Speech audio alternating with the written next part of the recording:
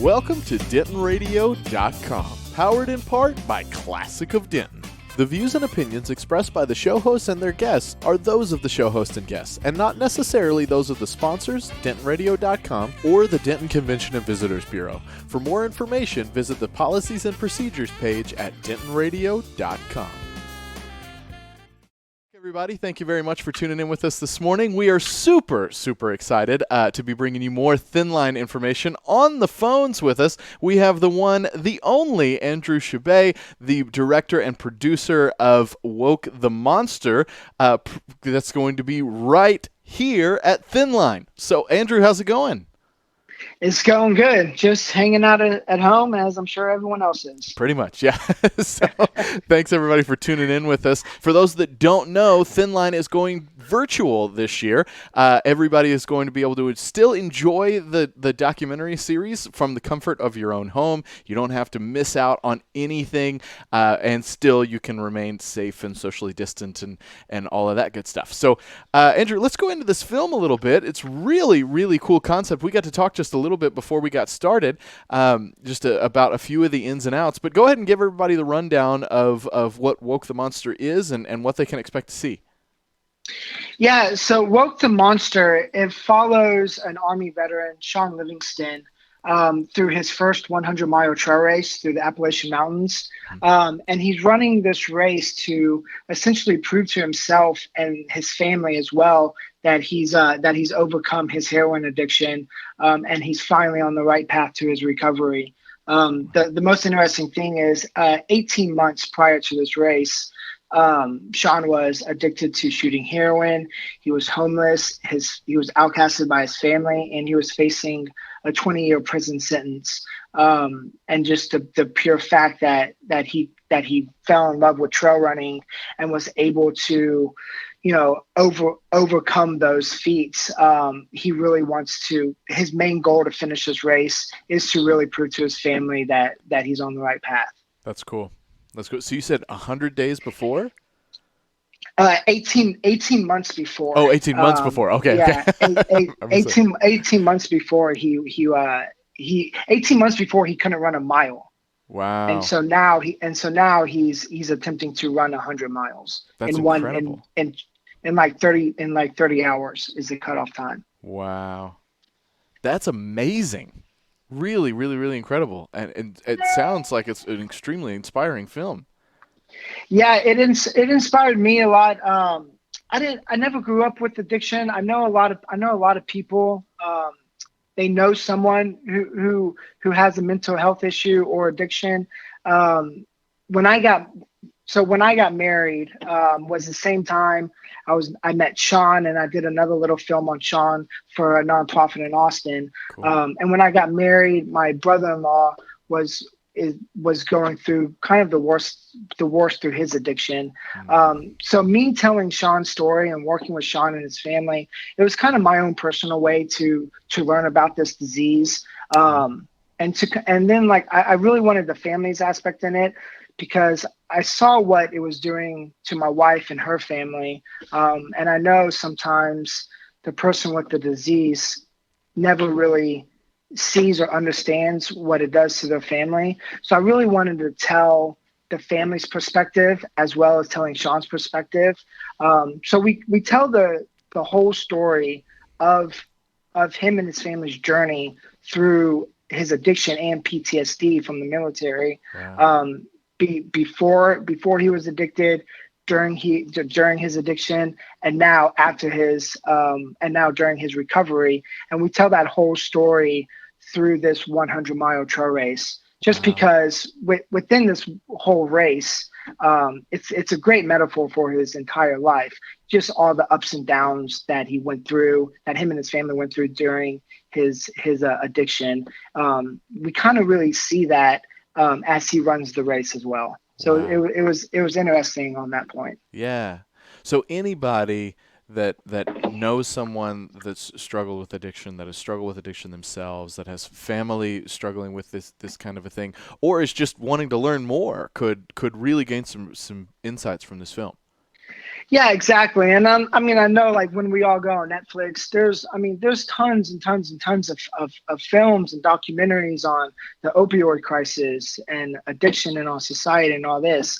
Um, the kind of view that I wanted to take was I really loved how sports can impact someone's mental health for Yeah. the better. So I really loved combining the sports aspect in it, him running, and then on the family side, I just wanted to make a really personal documentary just about their family, and that's pretty much it. I think people connect to people, Absolutely. so I wanted to try and take my influence out of it as much as possible, and Mhm. just really put the camera and the lens on Sean and his family, and kind of have them tell us their story. That's cool. That's really cool. Man, I love this concept. I'm really looking forward to this film. How long? Like, what's the duration of the film? Is it a feature film? Is it a short? Is I should have asked that before. Yeah, so it is a feature film. Cool. It's technically a feature film. It's 56 minutes and 41 seconds. So Okay.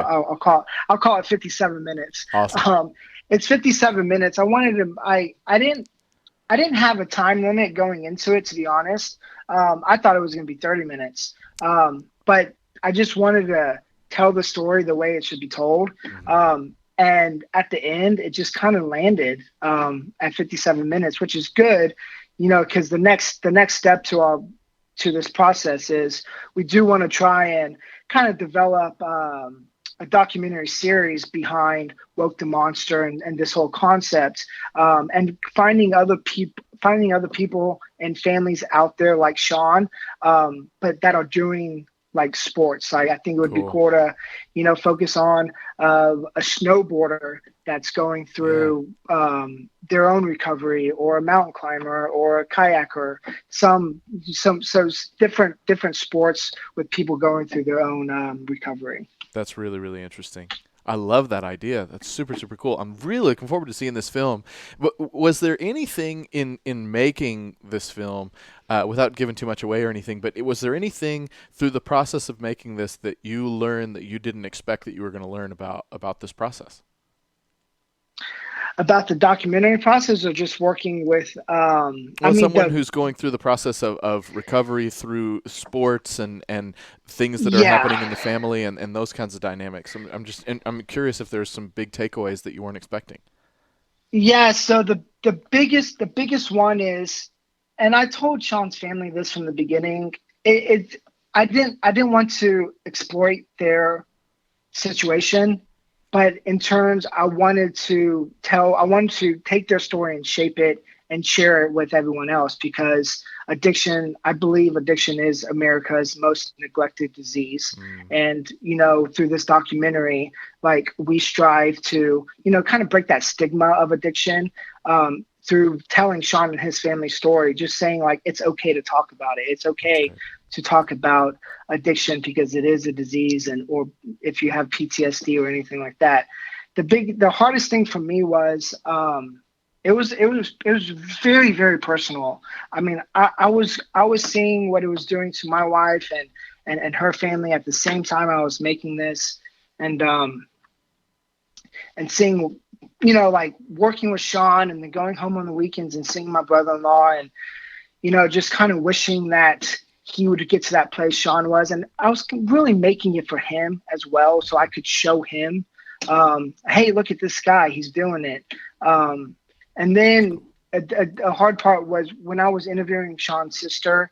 We went up to Youngstown, Ohio, to interview Sean's sister, and just hearing her say, like, hearing her perspective and what his addiction did to her, I was like, wow, it didn't just affect Sean, it affected his sister as well. Like, she had to go through counseling. She Mm, built up all these walls, you know, and didn't have a relationship with him. So when I was interviewing her, and when she's like, I'm not ready to forgive him, it was difficult, because these are real mhm. people, and this their lives. Yeah. So just kind of being aware of that, like, to certain boundaries that I didn't want to cross. Yeah, absolutely. Well, very, very cool. Again, I'm really looking forward to this film. Guys, you have got to check it out. Don't miss your chance to check out Thin Line. You can enjoy all of this from the comfort of your own home. Make sure you look it all up at thinline.us, coming up the 25th through the 29th. Do not miss it. Andrew, thank you so much for hanging out with us today. Really do appreciate it. I appreciate it. Thank you so much. Guys, make sure you stay tuned right here at Denton Radio. We're going to be bringing you a lot more Thin Line content all throughout the week. You guys have got to check this thing out. Hey, what else are you doing? Exactly. Andrew, thanks again for being with us. Really do appreciate it. You stay safe out there, man. Thanks, man. Y'all too. Thanks, everybody, for tuning in with us. We'll see you soon. Well, thank you for tuning in. We hope you enjoyed the show. We want to thank our partners and sponsors who made this show possible. And now stick around for a word from all of us here at Discover Denton. Do you love live music? If so, make Denton, Texas your next vacation. Find more information at discoverdenton.com.